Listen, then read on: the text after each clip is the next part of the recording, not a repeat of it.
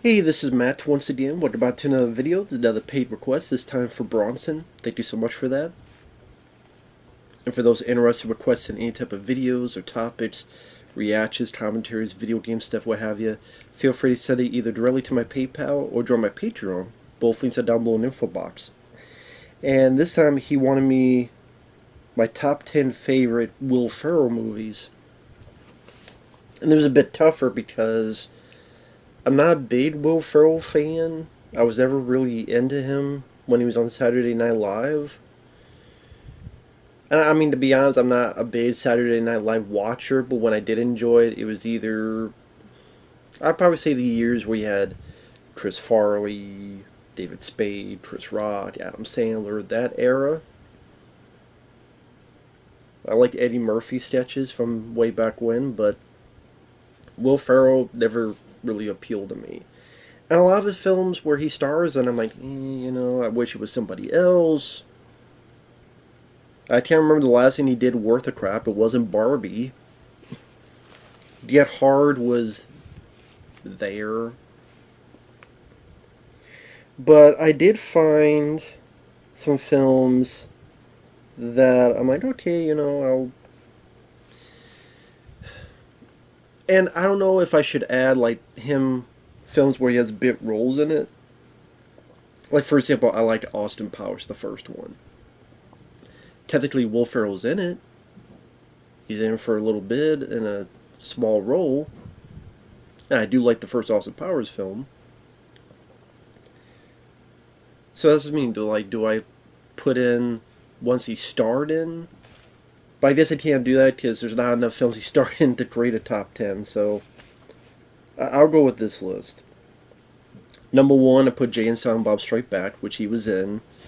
He was the cop, the ranger, going after Jay and Silent Bob. He was, you could say, our main antagonist, chasing Jay and Silent Bob when they're on their journey. And this is when I gave a crap about Kevin Smith. Because Kevin Smith, I liked his work of Clerks and Mallrats and Chasing Amy and Dogma. And this is when I'm getting to know and getting to understand Kevin Smith in terms of his filmography.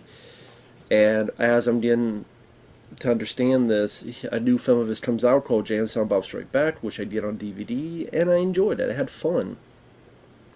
I'll probably say when I first saw it, I thought, oh, this is the funniest movie ever.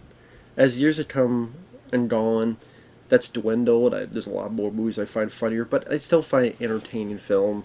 It's a goofy, silly movie, but it's a fun road trip adventure yarn that has a lot of tidbits. You got Ben Affleck, you got Matt Damon, you got the Google Hunting 2, you got Wes Craven making a stream film, and the monkey is a killer. What, Wes? Really? You guys aren't even trying anymore. But research says people love monkeys.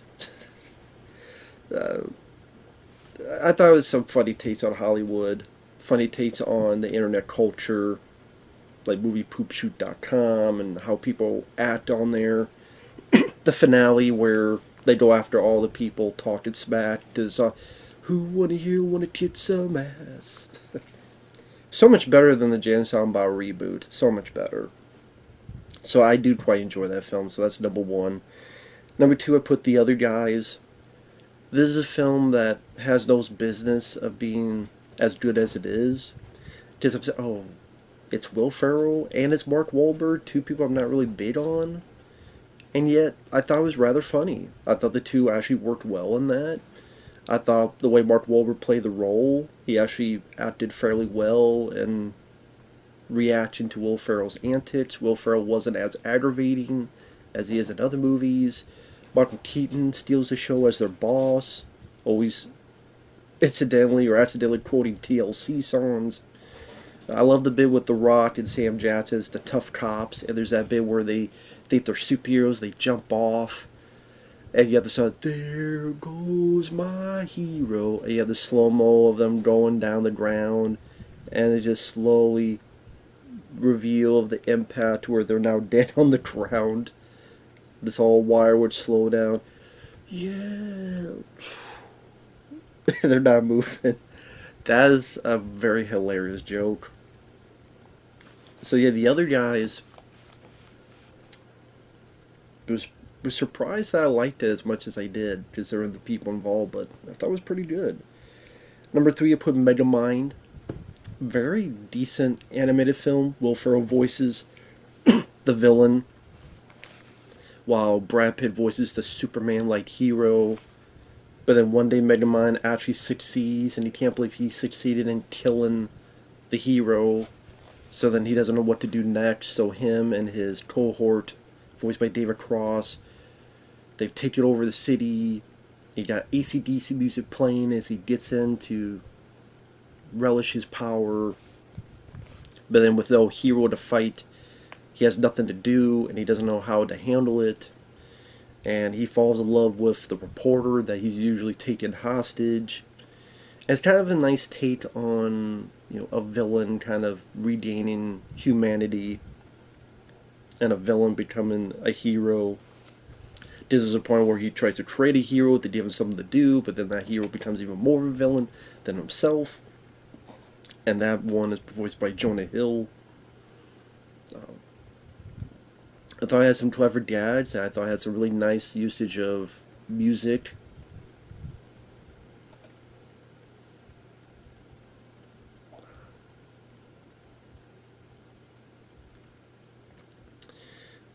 That's a film I still need to get in my collection. I don't know if it has a Blu-ray, but I do remember having quite a bit of fun with Megamind. I thought, wow, this is a very nice surprise, and sadly, it didn't do well at the box office. Thus, no sequels, no franchise, but pretty damn decent underrated animated film, Megamind. Number four, I'm gonna put Land of the Lost. Yes, I do like the Land of the Lost movie. I did not grow up with the show. I don't know jack squat about the show, except there were two versions of the show. I think I vaguely remember, was it the '80s show? I remember like the opening being kind of a catchy tune. The land of the lost. Yeah, the land of the lost. But maybe because I have no dog in the fight, I saw Land of the Lost. I thought, oh, okay, I thought this was actually kind of funny. I liked Danny McBride in it. I thought he stole the show. I liked that there was some pretty good practical effects, like these reptile type creatures, and I actually like the idea of the T-Rex being smarter than you think. Because people assume it's dumb because of the size of his brain, but then you see the T-Rex is thinking and reacting, and I kind of like that idea. It's very rarely, other than what, taming the T-Rex, that you see a smart T-Rex dinosaur. I like that idea. And overall, I had fun with the movie. Didn't think the film was as bad as people made it out to be.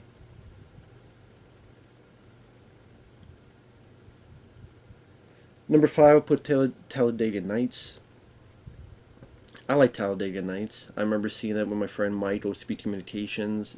He was a big fan of the film. He showed it to me. I'm thinking, oh, I don't know about this because I'm not big on Anchorman, his other movies. But I remember enjoying his character and the crazy antics of the race car driving and being a consistently funny movie. It's been a while since I've seen it, so I don't remember the details, but I remember not minding Talladega Nights.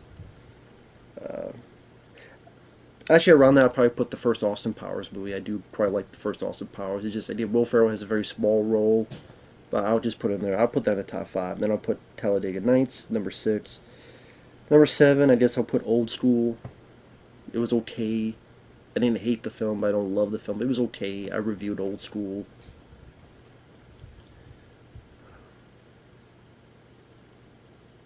There's the bit with him getting the tranquilizer dart accidentally by Sean William Scott. You had Luke Wilson in the film. Nice to see him in the lead. I think you had Vince Vaughn in the movie, I believe. Like I said, it was okay. I didn't love it like so many other people did, but like I said, I don't remember much detail, so I'm being very vague on it. And then after that, I don't even know what else I could pick for a top 10. I really do not. I'm not a fan of Night of the Roxbury, or was a Superstar that he was in. Didn't see the one he did with Ryan Reynolds, the Christmas one. Like I said, Barbie, I thought was atrocious. I'm not a fan of Elf. I think Elf is his most overrated film. Sorry, way overrated. Never thought that film was funny. Anchorman, I wasn't that big on. I didn't really get the appeal. Barely remember that film he did, but the house, the one where the whole house is made into a casino. Get Hard, I mean, I guess I would put that in the top 10 just because I didn't outright hate it. So I guess I'll put that in there. But that's the thing, compared to some of these other top 10 lists, this was a bit harder. And so I did. My favorites is one, that he wasn't the star.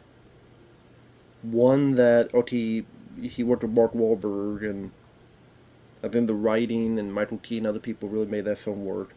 An animated film, and a film most people hated, Land of the Lost, so go figure. But with that said, thanks for watching, take care, and we will see you guys later. Bye-bye.